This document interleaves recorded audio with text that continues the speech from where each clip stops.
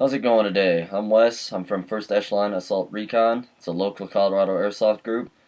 I'm also one of the other people on this page. There's a second guy. He'll do real steel. He'll help me do video game reviews, stuff like that. Basically, today I'm here to do a review on the Echo 1 MTC 3. It's a very lightweight weapon. As you can see, I can hold it one hand. Well, if it would balance right there. One hand, no problem. I do not have an orange tip on it, and before anyone freaks out, it's because I've played with it before. I've used it for a month now. I'm just finally getting to the review because I've gotten over a head cold. The orange tip in Colorado is not required unless you are selling it in a store. Check your local regulations, your laws, stuff like that. This is a PWS Diablo flash hider. Personal preference, it's a lot smaller. It's not bright orange. People aren't going to see me coming now. I have a center point scope on there. It's just a 3x9x40 scope, not all that big of a deal. Just made it a DMR platform instead of a regular assault rifle. This holds M4 mags, and it comes with a standard M4 mag, not with the marking tape. That's my personal touch. And the VN style M16 190 round cap. 190 high cap mag. Now with the VN style, you actually have to give it a good smack, get it in there. I'm not sure why, but I think honestly with this, the VN looks way nicer than an M4 mag. Pull that out. Yes, I am left-handed, so everything looks kind of weird and backwards on here. M4 mag goes in real nice, sits there nice. Press that button, pull it out. It comes with your standard 8.4 volt battery, shown here. Very nice battery. Actually lasts most of the day charged fully.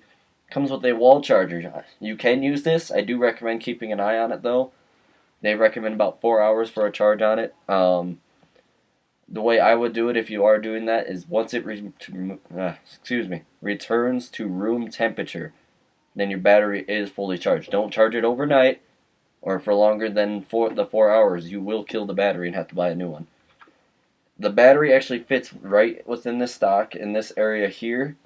You remove this screw, pull out the butt plate, you'll get this hole. There's like a small hole, you put it in there, you plug it in.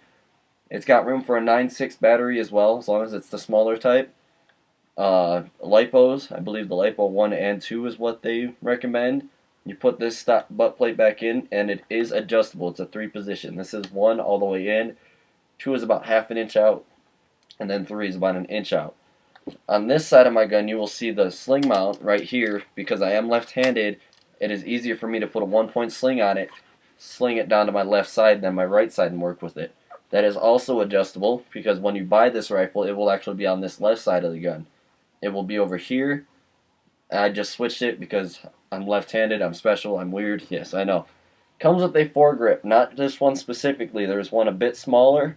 It's rubberized, so it's got it's easier to grip than this hard plastic one. So it's definitely something to use. It's not required because as you can see right here, there's this ridged outline that you can put your hand on. Don't have to worry about adding rail covers. You add rail covers, you're getting a bulkier gun. You got this whole top rail from back here to here that you can throw accessories on. EOTech magnifier, plain old red dot sight 3x9 scope like I have. It is totally up to you, or you can just use the iron sights that are built into that rail.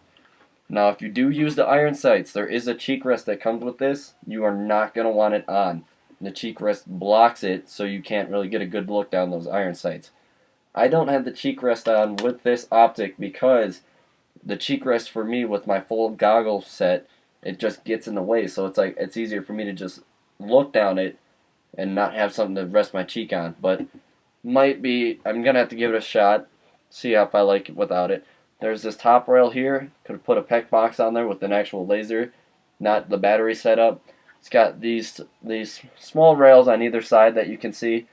Flashlight, laser combo, even one on each side, no problem. Then you have this really long bottom rail from here to here. Put an M203, put just a regular GP30. It really doesn't matter. It's your rifle. You get to do what you want. Standard M4 mag, as you've seen. It's a M4 mag adapter. You can actually switch that out with a G36 magwell. I have a video on this same page shown under Airsoft Tech videos for the MTC3. It shows you how, or well, it's MTCs in general, how to swap them out. Easy as heck to do. I'm not even gonna lie. It's really simple. Might not seem it, but once you do it, it's really simple. There's also a tech video on how to remove this, to get to the internals, to get to the barrel, the hop up, all that. This does come with a Mad Bull hop up in it already pre-installed. I do not believe it is the ultimate hop up though. That I'm not too sure about. I haven't really looked at that. It has a version 3 gearbox. So any version 3 gearbox parts, really easy to get into. Let me just put this down. Really easy to swap out the parts. You literally take a few screws out. You'll have to take some, like the sling mount out. The video's up, so it's going to be really easy to follow him along if you ever need to do the repairs, or you just feel like tearing it apart to see what you can do to it. I don't recommend upgrading it until something actually breaks. You upgrade one part, you're going to have to upgrade more and more and more until everything's upgraded, which is still costly. There's the hop-up is adjustable actually. Let me actually show you that real fast. You push down on this here. As you see in that door just opened, I pushed it down into the slide, like where the charging handle slides. You reach in and it's right here in the front of this hop-up.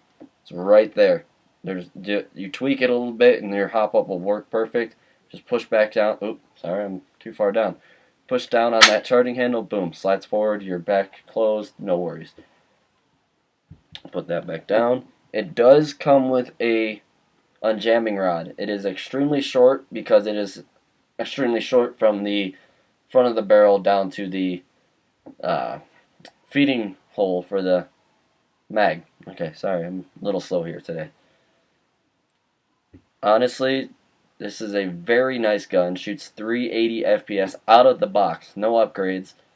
You get a little slight variation as battery dies or you put some rounds through it. Lowest I've seen it is 350, and that was full auto, so that makes a little sense. It doesn't always reset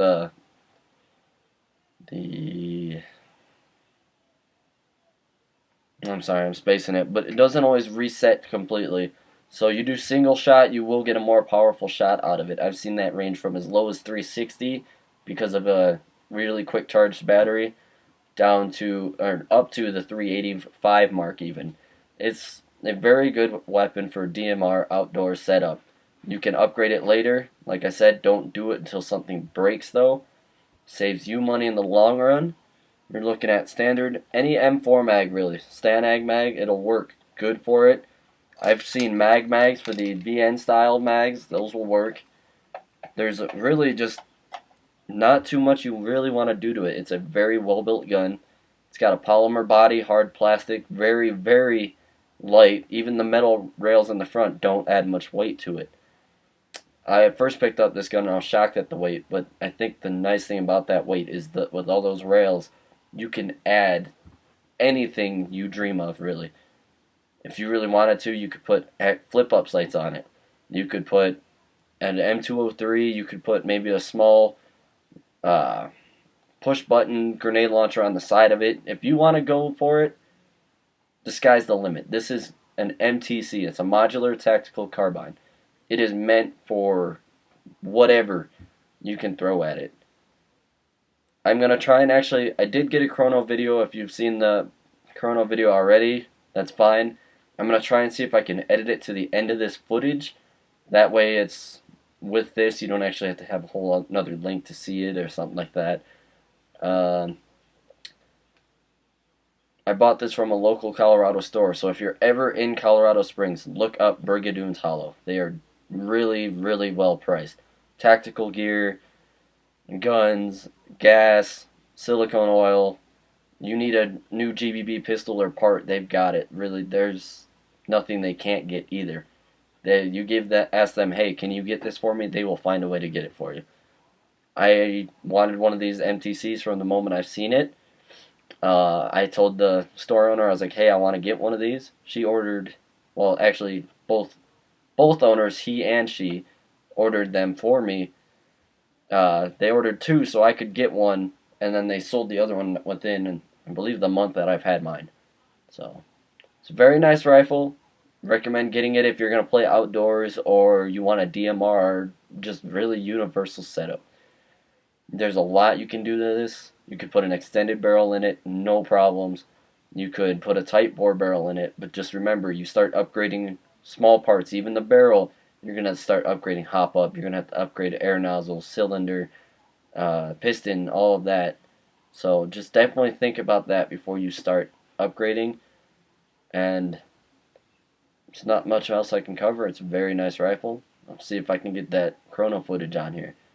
As I said before, I'm Wes. I'm from 1st Echelon Assault Recon, local Colorado group, and I hope you have a nice day.